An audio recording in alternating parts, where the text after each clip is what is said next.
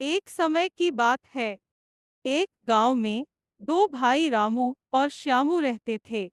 उनके दादाजी ने अपने जीवन काल में बहुत सारा धन कमाया था और ये अफवाहें थी कि इस धन को उन्होंने कहीं गुप्त स्थान में छिपा कर रखा है।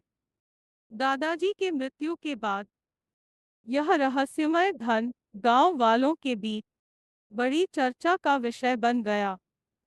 रामू और श्यामू दोनों के दिलों में इस धन की खोज की तीव्र इच्छा थी, लेकिन स्वभाव से दोनों बहुत अलग थे।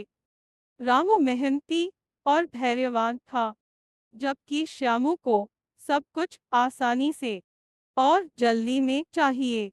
एक दिन श्यामू ने रामू से कहा, भाई, हमें दादाजी के छुपाए धन को ढूंढना चाहिए।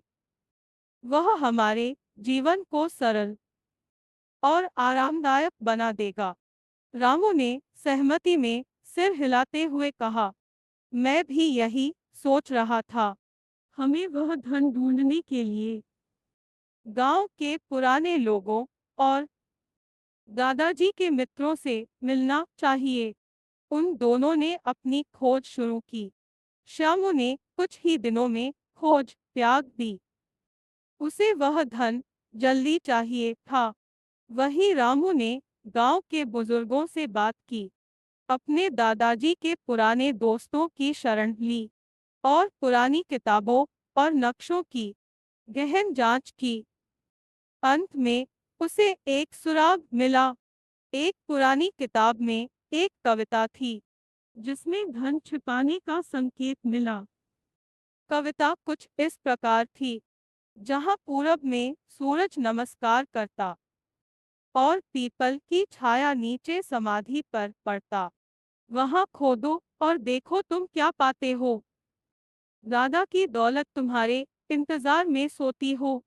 रामू ने तत्पर होकर पूरब की दिशा में स्थित पीपल के पेड़ को खोजा, जिसकी छाया समाधि पर पड़ती थी। उसने उस स्थान की खुदाई शुरू की और एक बड़ा संदूक पाया, जिसमें सोने के सिक्के, जवाहरात और कीमती पत्थर भरे हुए थे। उसने इसे श्यामू के साथ बांट लिया, जो उसकी इस सफलता पर हैरान था। रामू की मेहनत, धैर्य और बुद्धिमत्ता ने उसे वह धन दिलाया, जबकि श्यामू को उसकी आलस्य और अधीरता ने निराश किया।